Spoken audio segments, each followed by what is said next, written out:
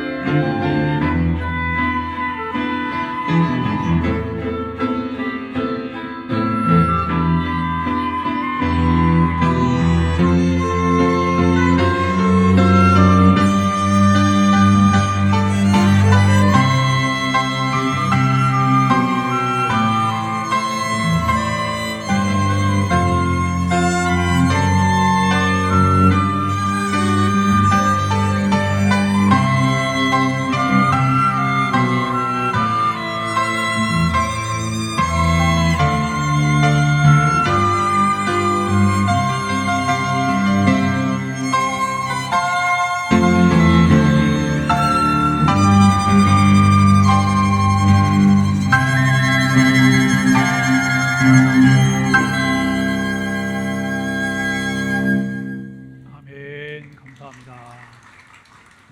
오늘은 성령의 증거라고 하는 그런 제목으로 함께 말씀을 나누게 될 텐데요. 부활하신 예수님께서 제자들과 많은 사람들에게 살아계심을 확실하고 이제 많은 증거로 보여주셨습니다.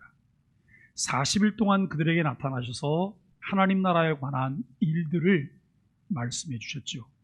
예수님이 사도들과 계시면서 그들에게 명령을 내리십니다. 예루살렘을 떠나지 말라. 그리고 내게 들은 바 아버지의 약속하신 것을 기다리라. 그러면 너희들이 몇 날이 못 되어서 성령으로 세례를 받게 될 것이다. 요한은 물로 세례를 주었지만 너희는 여러 날이 지나지 않아서 성령으로 세례를 받게 될 것이다라고 말씀하셨습니다. 이 매우 엄중한 명령을 하실 때에 사도 중에 이런 질문을 한 사람이 예수님께 합니다. 주님, 주께서 이스라엘 나라를 회복하실 때가 이때입니까? 어떻게 보면 참 생뚱맞은 그런 질문이에요. 예수님은 매우 진지하게 최후의 명령을 지금 하고 계신데요. 그 최후의 명령과는 전혀 맥락이 같지 않은 다른 질문을 하고 있는데요. 이 질문은 예수님이 십자가 지시기 전에 예수님을 따르던 제자들이 예수님 옆에서 내가 더 높아, 내가 더 잘났어, 앞으로 내가 더 큰 걸 가질 거야, 마치 더 큰 파이를 갖고 싶어서 다퉜던 것 같은 그 모습 그대로 던져진 질문입니다. 주께서 이스라엘 나라를 회복하실 때가 이때입니까? 사도들은 예수님이 십자가에 죽으시기 전이나 부활하신 후에도 관심이 전혀 바뀌지 않았습니다. 예수님은 이렇게 대답을 하시지요. 아버지께서 자기의 권한에 두신 때와 시기는 너희가 알 바가 아니다. 성령이 너희에게 임하시면 너희가 권능을 받고 예루살렘과 온 유대와 사마리아 땅끝까지 이르러 내 증인이 되어야 한다라고 하는 말씀을 예수님이 하시죠. 여러분, 여기 7절에서 아버지께서 자기의 권한에 두신 때와 시기는 너희가 알 바가 아니다. 요즘 말로 표현하면 신경 꺼라고 하는 말이에요. 그 신경 쓸 것 없는 거야. 이런 말씀을 예수님이 하신 것이라고 우리가 생각할 수 있겠죠. 여전히 제자들은 이 땅에서의 회복에만 관심이 있습니다. 땅의 것에만 관심이 있다는 것이죠. 그러나 그것은 아버지의 권한에 두신 것이니 신경 쓸 필요가 없다고 말씀하십니다.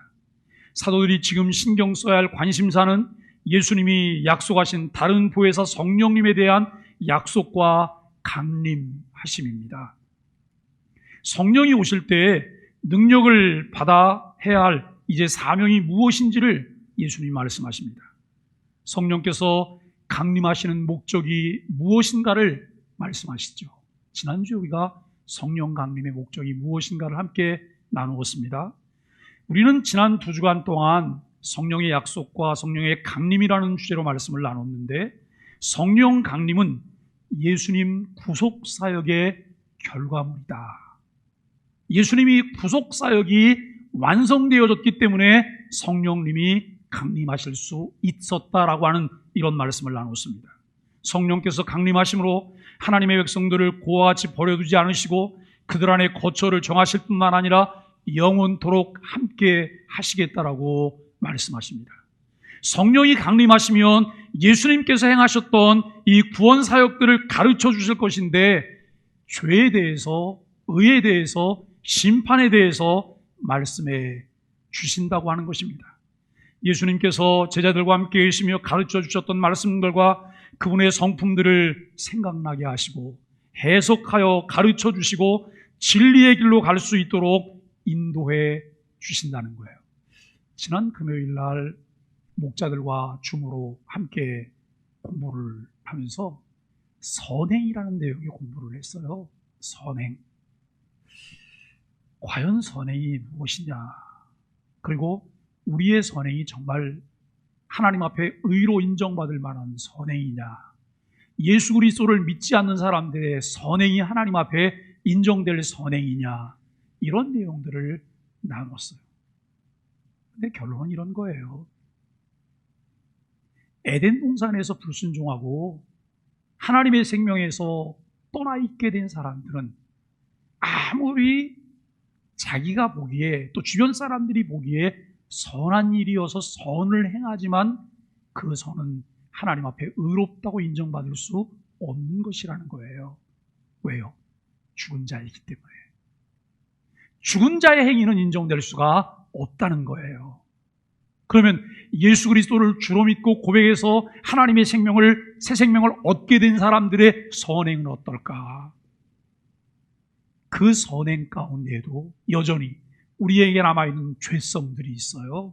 죄의 오염들, 죄의 흔적들, 이런 것 때문에 거기에는 또 자기의 의가 많이 포함되어 있기 때문에 하나님 앞에 온전한 의라고 인정받을 수 없다는 거예요. 여러분, 그러면서 우리에게 준 것이 무엇이냐면 이 선행의, 이것이 우리의 공로냐? 우리의 공로가 아니라는 거예요. 내가 의지를 가지고 선한 일들을 계획하고 그 일들에 내 희생을 염출해내면서 내가 그것을 했다고 해서 내 의일까? 아니라는 거예요. 이것은 주님의 은혜라는 거예요. 그렇기 때문에 그것은 주님의 은혜이기 때문에 우리의 공로일 수 없다는 거예요. 여러분, 한 예로 요한복음 15장에 포도나무 비유를 말씀하세요. 지금 옥상에 대추나무가 한 그루 심겨져 있는데요. 제가 어제 올라가 보니까 대추나무에 꽃이 폈더라고요. 여러분, 대추나무에 꽃이 있는 거 아시죠? 꽃이 아주 작아요. 근데 어제 보니까 꽃들이 다 이렇게 만개가 된 게 많아요. 금년에는 저 나무가 대추가 열릴 것 같아요. 작년에는 꽃이 폈는데 열매가 안 열렸었대요. 그런데 여러분, 그 꽃이 나무에서 붙어 있으면서 여러분, 꽃 피려고 애를 써서 핀 건가요? 그게 막 애를 썼더니 꽃이 어느 날 봉우리가 이렇게 열렸어요? 아니에요. 나무에 붙어 있으니까 꽃이 핀 거예요. 그리고 나무에 잘 붙어 있으니까 조금 지나니까 그게 열매가 돼갖고 사람들이 먹을 만한 대추 열매가 된 거예요. 내가 예수 그리스도를 통해 새 생명을 얻고 그리스도에게 붙어 있다면 그리스도에게 붙어 있는 것을 통해서 하나님이 내게 주신 은혜가 무엇일까라고 하는 거예요. 여러분, 사람들은 그래요. 옛날에 사형리를 공부하면서 보니까요, 내가 은혜를 받았다고, 내가 구원받은 자라고, 내가 주를 위해 산다고 애를 쓰고 노력하고 무엇인가를 계획하고 궁리하는 것 자체가 하나님을 거역하는 것이라고. 무슨 말인 것 같아요? 그냥 붙어 있어서 내 안에 계신 내주하시는 성령께서 인도하시는 대로 내가 따라가기만 하면 결과물이 나오는데 나는 내가 무엇을 하려고 해요? 내가 무엇을 하려고 하는 동안 나는 성령, 내 안에서 역사하시고 나를 가르쳐 주시고 인도해 주시는 성령님의 음성을 듣지 않아요.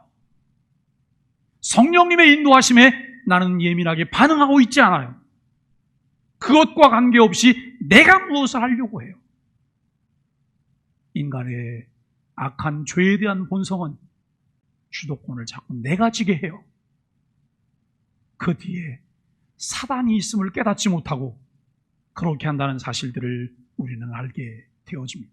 그러나 성령님이 강림하시고 성령께서 오셔서 제자들에게 가르쳐 주셨던 말씀들이 생각나게 하시고 그분의 성품들이 생각나게 하셔서 그분의 성품을 닮아가게 하세요. 그리고 여러분, 그것들을 해석해서 가르쳐 주시고 우리를 진리의 길로 갈 수 있도록 인도해 주신다는 거예요. 그렇기 때문에 오늘도 우리에게 필요한 것은 들려주시는 하나님 말씀에 귀를 기울이는 거예요. 그 말씀을 붙잡는 거예요. 그 말씀과 함께 살아가는 거예요. 그 말씀이 나를 살린다는 사실을 우리가 믿게 되어집니다. 세상에서는 환난을 당하지만 담대하라고 말씀하시며 내가 세상을 이기었다고 하셨습니다. 성령님이 오시면 기쁨이 충만하게 하실 것이라 라고 말을 해요. 여러분, 항상 기뻐하라 그래요. 근데 어떻게, 무슨 수로 항상 기뻐해요? 우리는 웃다가도 여러분, 내가 무엇을 바라보는 순간 인상이 찌푸려져요. 마음에 안 드는 게 보였어요. 인상이 찌푸려지는 거예요. 그런데 어떻게 항상 기뻐해요? 성령께서 우리 안에 계시고 그분이 우리 안에 기쁨을 충만케 하실 것이라 라고 하는 거예요. 여러분, 내가 주인 되려고 하지 말고 내가 주도권을 가지려고 하지 말고 그분께 모든 것을 양도해 드리세요. 지금 이 시간에도 내 안에 오셔서 거처를 정하시고 나와 함께 하시는 성령 하나님을 의지하시는 것이 필요해요. 간절한 열망이, 간절한 갈망이, 간절한 기도가 우리에게 필요합니다. 필요합니다. 예수님이 승천하시기 전 최후의 명령을 주시는데 이 명령은 위대한 명령이라고 말을 해요. 성령이 임하시면 능력을 받고 온 세계에서 예수님을 전하는 증인이 되라고 하셨습니다. 마태복음에서 마태는 예수님께서 하늘과 땅의 권세를 나에게 주셨으니 그러므로 너희는 가서 모든 민족을 제자로 삼아 그들에게 아버지와 아들과 성령의 이름으로 세례를 주고 내가 너희에게 명령한 모든 것을 가르쳐 지키게 하라고 말씀하십니다. 그리고 볼지어다 내가 세상 끝날까지 항상 너희와 함께 있을 것이다라고 선포하십니다. 이런 주님이 이렇게 말씀하신 말은 그냥 한번 해본 소리인가요? 이 말씀하시고 나서 돌아서서는 그냥 내가 언제 그런 얘기했어? 주님 이렇게 말씀하실까요? 여러분 되면 좋고 안 되면 말고 그런 식으로 주님 말씀하셨을까요? 아니요. 주님은 인생이 아니시기 때문에 시건하지 않으세요. 한마디도 주님이 그냥 뱉어놓지 않으신다는 말씀이에요. 주님께서는 책임을 지세요. 주님께서는 반드시 말씀하신 것을 이루시는 주님이신 것을 우리는 보게 됩니다. 이와 같은 위대한 명령을 남기시고 예수님이 제자들이 보는 데서 하늘로 올리워 가셨습니다. 아쉬움의 여운이 그대로 남아있는 감람원이라는 곳에서 제자들은 하늘만 쳐다보고 있었습니다. 그때 천사로 보이는 흰옷 입은 두 사람이 나타나 그들 곁에서 말씀하십니다. 갈릴리 사람들아 왜 너희는 하늘을 바라보며 서 있느냐? 너희에게서 하늘로 들림을 받으신 이 예수는 너희가 하늘로 가심을 원 그대로 오실 것이다 라고 말씀하셨어요. 여러분 이 말씀을 마음에 두세요. 약속이에요. 예수님은 어떻게 오신다고요? 하늘로 올리워 가심을 본 그대로 다시 오실 것이다. 그런데 세상에는 재림예수가 요즘 많아요. 자기가 재림예수라는 거예요. 많은 사람들이 그곳에 현혹돼서 그곳에 여러분 끌려가고 있어요. 그런데 여러분 천사가 이 말을 했던 내용이 이루어진 적이 있었나요? 이 말이 부분만 보게 된다는 말이 아니에요. 모든 사람들이 다 보는 데서 다시 오실 것이라는 거예요. 요즘 혹시 여러분 우리들 중에 백신의 음모론과 관계된 문자를 받으시는 분이 계신가요? 혹시 그 문자를 퍼서 날르시는 분들이 계신가요? 백신을 맞으면 언약 백성에서 빠집니다. 혹시 그런 문자 받으신 적이 있으세요? 요즘 여러분 기독교 안에서 그런 문자들이 굉장히 많이 돌고 있어요. 잘못된 종말론 때문에, 세대주의 종말론 때문에 그렇게 말을 해요. 백신을 맞으면 빌 게이츠의 노예가 된다고 하는 그런 음모론도 돌고 있어요. 그리고 어떤 이들은 지금 대한민국이 위험하기 때문에 대한민국을 떠나야 된다고 말을 해요. 이렇게 말했던 이가 은혜로교회 신옥주 목사라는 사람이 사람들을 피지로 피난을 시켰어요. 파산 났잖아요. 어떤 이는 여러분 브라질을 이야기해서 브라질로 가요.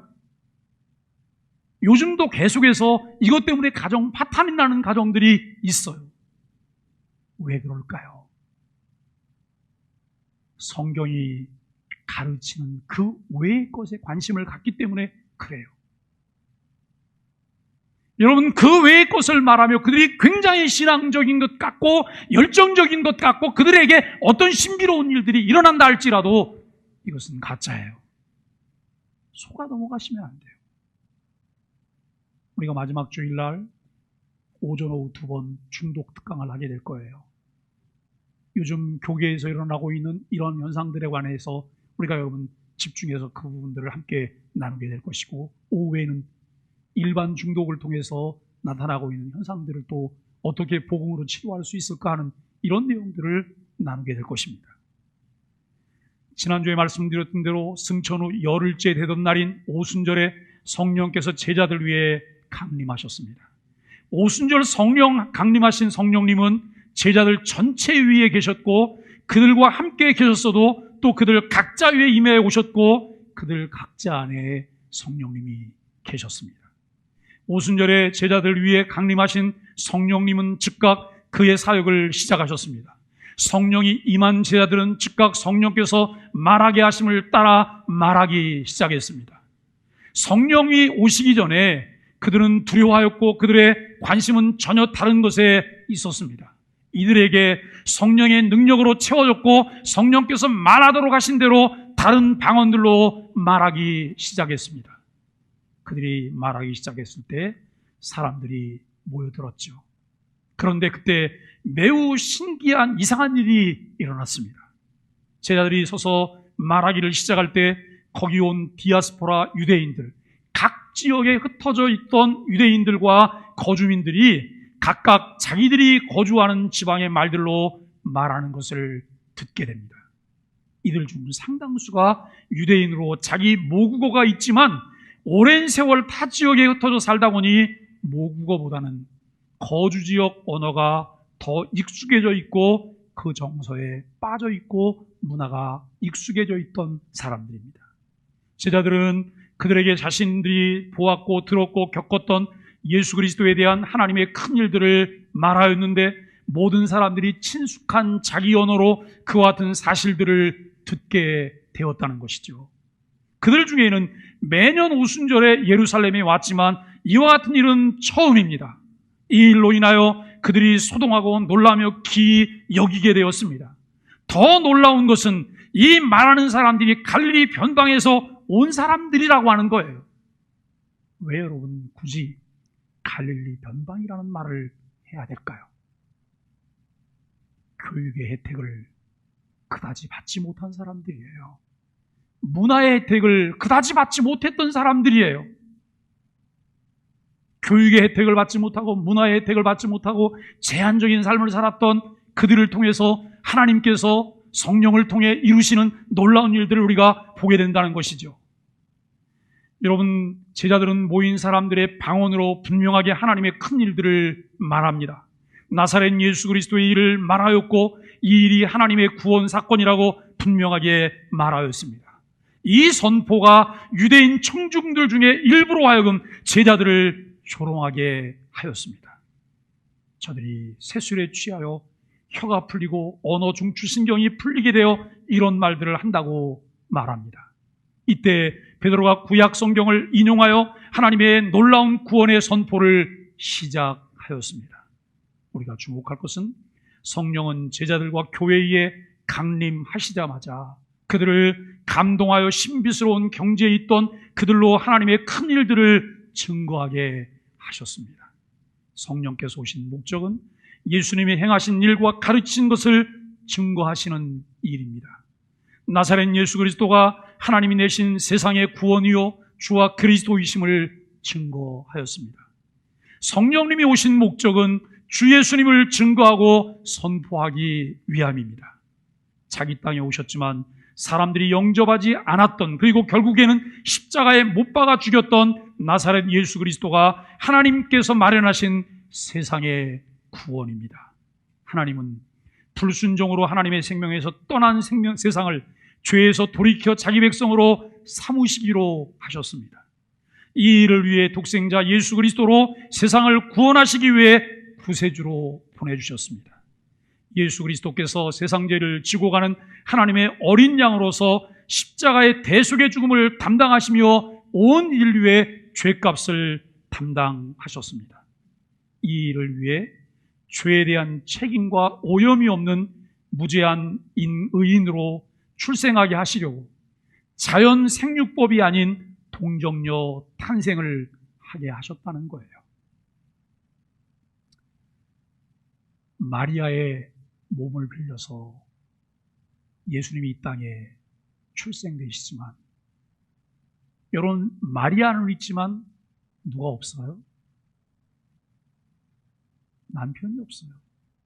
사내를 알지 못하는, 남자를 알지 못하는 마리아가 어느 날 임신을 했어요. 자연 생육법이 아닌 성령으로 잉태된 동정녀로서의 탄생을 말씀하고 있어요. 왜 이 일이 필요했을까요? 저는 제가 우리 교회 부임해서 설교 중에 누누이 이 부분들을 강조했어요. 사랑하는 여러분, 신앙생활을 바르게 세워갈 수 있고 신앙의 확신을 가지고 내 신앙이 성숙하고 자라갈 수 있는 결정적인 그 베이스가 무엇일까요? 우리에게 제공해 주신 기본 진리들이에요. 우리에게 제공해 주신 복음이에요. 이 복음에 대한 바른 이해가 우리로 하여금 건전하고 건강한 그리스도인으로 성장해 갈 수 있도록 만들어줘요. 오늘날 많은 사람들이 교회를 다니고 있지만 교회를 다니면서 시험에 든다고 말을 해요. 그런데 그 시험에 든 사람들마다 주님 때문에 시험 들었다고 말하는 사람은 한 사람도 없어요. 누구 때문에 시험 들어요? 사람 때문에 시험 들었대요. 사람 때문에. 그 이유가 무엇일까요? 기본적인 진리가 확고하지 않기 때문에 그래요. 저 사람이 내게 준 상처가, 저 사람과의 나의 문제가 기본 진리를 뒤엎을 만큼 큰 문제일까라고 하는 거예요. 아니에요.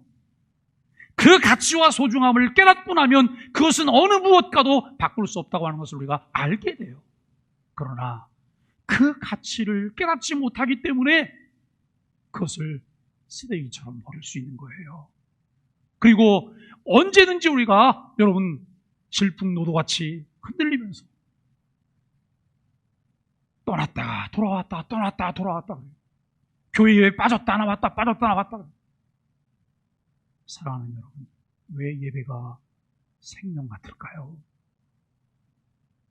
왜 예배가 생명 같을까요? 이 시간 우리가 주님을 만나는 시간 아닌가요? 주님께서 나를 위해 자신을 십자가에 내어주신 것 같이 나 자신을 주님께 드리는 시간이 예배가 아닌가요? 이 가치를 내가 깨닫게 된다면 여러분, 예배의 크기가 어디 있어요? 주일 낮 예배는 대예배요, 오후 예배는 소예배고 수요일이나 금요일은 짜투리 예배이기 때문에 내가 그때는 안 해도 되고 이건가요? 아니에요. 모든 예배가 다 소중하잖아요. 모든 예배가. 내가 애를 써서 예배 나가는 것 아니에요. 내 안에 계신 성령님에 의해서 나는 예배자로 사는 거예요. 그 시간 나는 하나님께 드리는 거예요.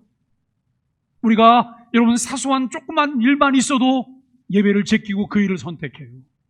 그 이유가 무엇일까요? 기본 진리에 대한, 복음에 대한 이해가 분명하다면, 그 가치에 대한 가치를 내가 온전히 깨닫고 있다면 그런 선택을 하실까요? 그럴 리가 없다는 것이죠. 하나님께서는 우리를 구원하시기 위하여 한 사람의 의인을 만들어내시고 그 의인을 통해서 놀라운 구원의 역사를 진행해 가세요. 여러분 이해가 되세요?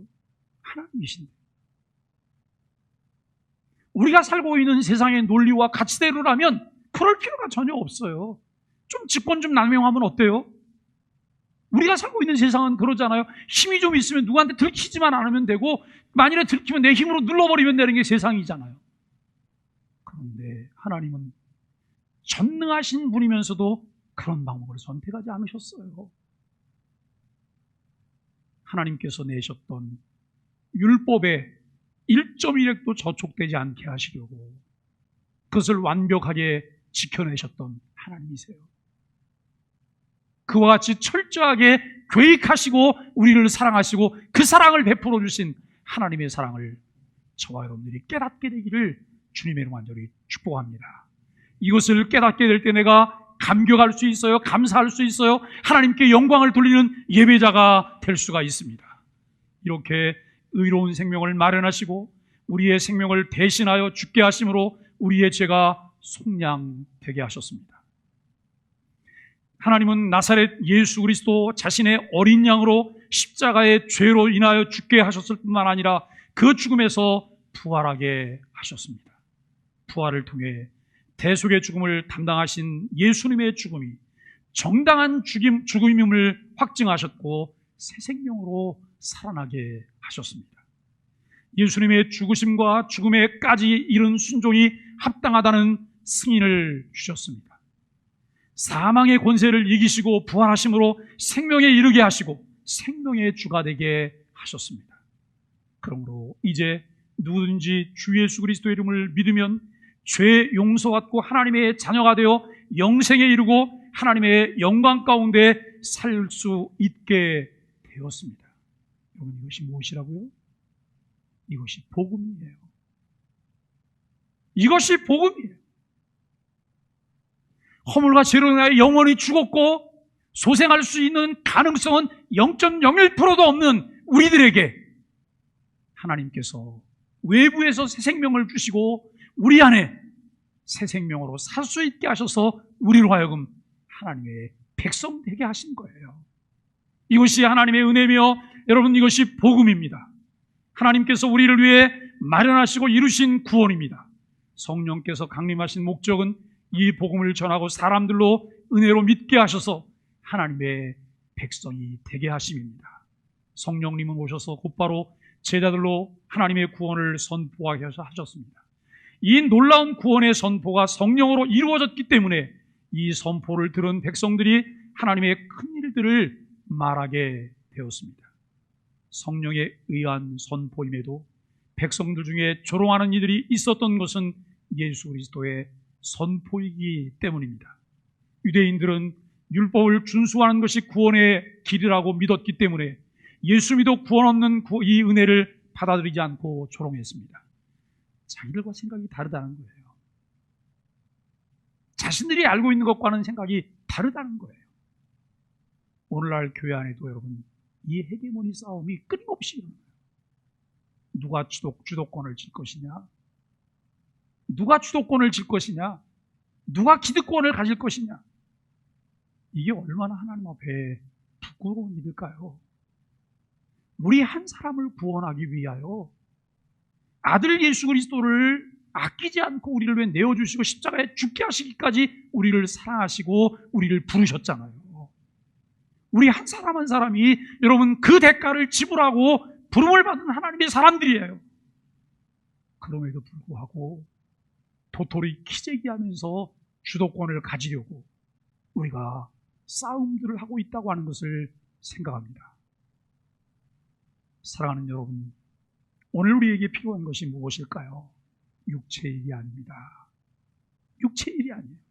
성령의 일인데 성령의 일이기 때문에 받아들일 수 없고 그들은 조롱했던 거예요. 우리가 여러분 곰곰이 생각해 보세요. 오늘 내가 선택한 것이, 조금 전에 내가 선택한 것이 육체의 일이었을까? 성령의 일이었을까? 조금 전에 선택한 것이 내가 성령님의 인도하심이었을까? 아니면 육체의 인도였을까? 이 생각을 한번 해보세요. 우리 삶 중에 많은 부분 변화가 있지 않을까요? 한 번 더 생각하고 결정하는 거예요. 한 번 더 생각하고 내가 무엇을 선택하는 거예요. 유대인들은 구원의 길은 이 길인 바른 복음을 듣지 못하였기 때문에 이해하지 못했고 받아들일 수 없었습니다. 하나님의 구원은 선포되고 성경으로 확증되어 믿어져야 했고 이 일을 위해 많은 사람들이 각 지역에서 모여온 오순절에 각자의 언어로 복음을 듣게 되었습니다. 사실 여러분, 제가 이 부분을 간단하게 언급하고 지나갔으니까 별것 아닌 것 같지만 로마 나라가 그 당시에 영토가 어마어마했잖아요.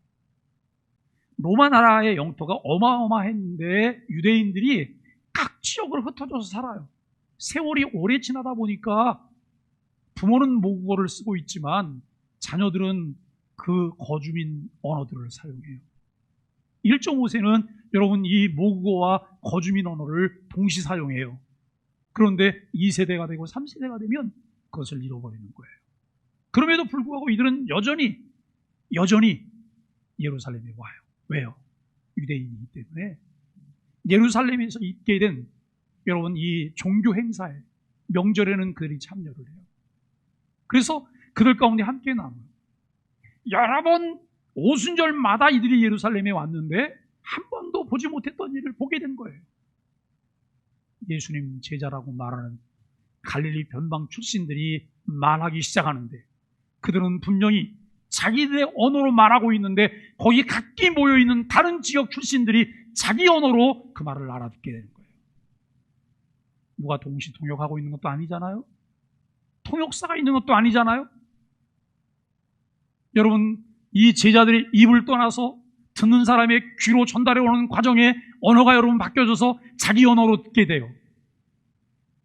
예수님 제자들은 예수님을 통해서 보았던, 또 예수 그리스도를 통해서 행했던, 예수 그리스도를 통해서 이루어진 구원에 관한 놀라운 소식들을 그들이 자기 언어로 말을 해요.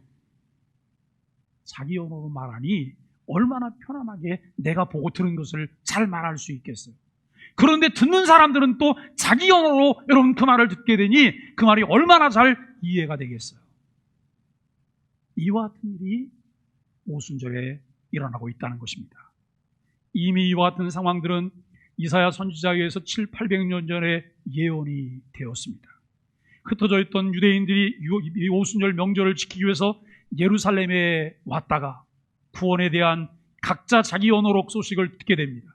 하나님의 구원이 천하에 퍼지도록 하나님이 섭리하셨지요. 디아스포라 유대인들이 다시 자기 거주지로 돌아갑니다. 여러분, 바울 서신과 베드로는 많지 않지만 베드로가 쓴 서신들이 있어요. 그런데 바울 서신의 대상자는 분명해요. 그들은 이방인들이에요. 물론 유대인도 염두에 두고 있어요. 그러나 이방인들이 대상자예요. 그런데 베드로의 서신을 보면 아시아에 흩어진 나그네라고 말을 해요. 아시아에 흩어진 나그네인데 이들은 이방인이 아니에요. 디아스포라 유대인들이에요. 흩어져 있는 유대인들이라고 하는 거예요. 철저하게 베드로는 흩어져 있는 자기 동족들을 향해서 복음을 말하고 있습니다. 그들 중에는 이 구원의 복음을 듣고 믿음을 가진 이도 있겠지요. 또 믿지 않은 이들도 그들 가운데는 있었을 것이라고 하는 것입니다.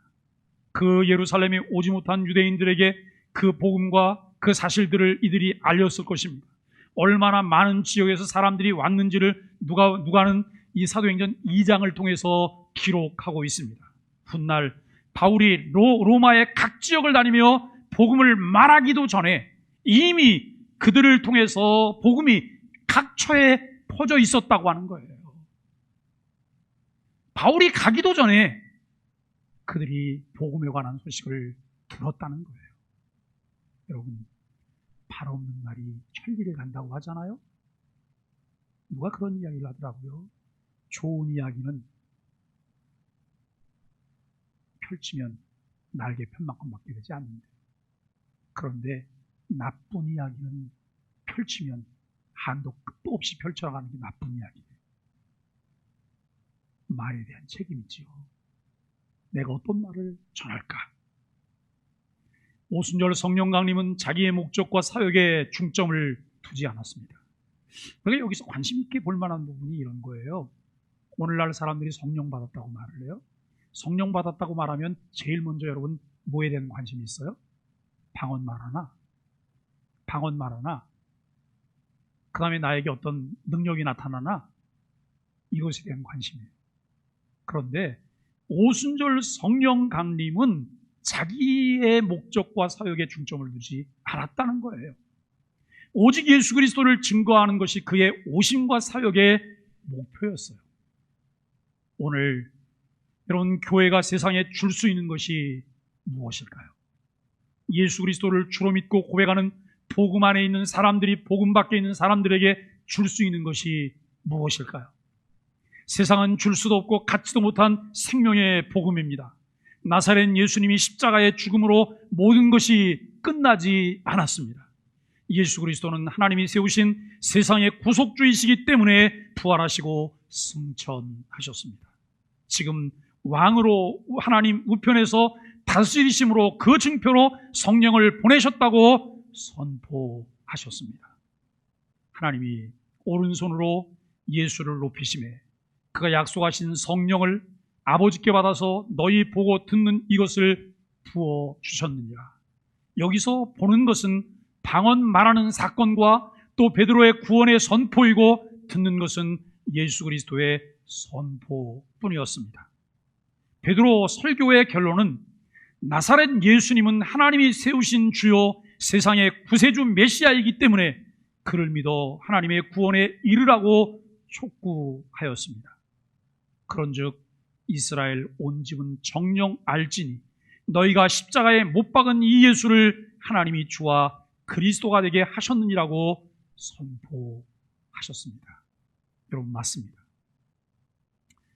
설교를 들으실 때 여러분 마음은 어떠신가요?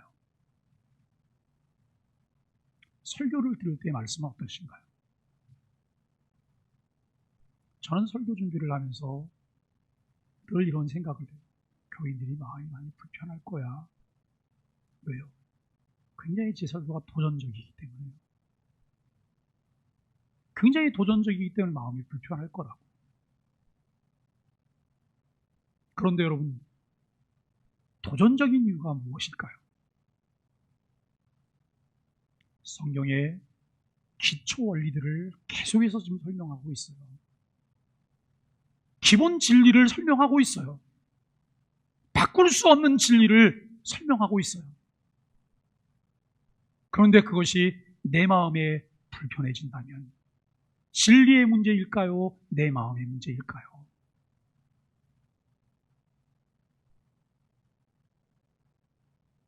나사렛 예수가 주와 메시아이면 그 다음은 그를 믿어 하나님의 구원에 이르는 것이 되는 것이죠. 이것이 베드로의 선포와 내용입니다. 다른 제자들과 사도들과 다른 제자들도 동여 증거했던 내용이고, 그 외에 사도들과 교회의 대표인 베드로가 성령의 식히심을 조차 또 동일한 복음을 증거하였습니다. 그런데 여러분, 우리가 오늘 36절을 본문으로 삼았는데 36절의 베드로의 설교의 결론이 딱 끝나고 나면 37절에 어떤 반응이 나와요? 제 설교 속에는 오늘 그 내용이 없습니다만 여러분이 가진 성경을 보시고 37절을 한번 보세요. 37절 가지신 성경을 보시면 한번 함께 읽어보실까요? 시작.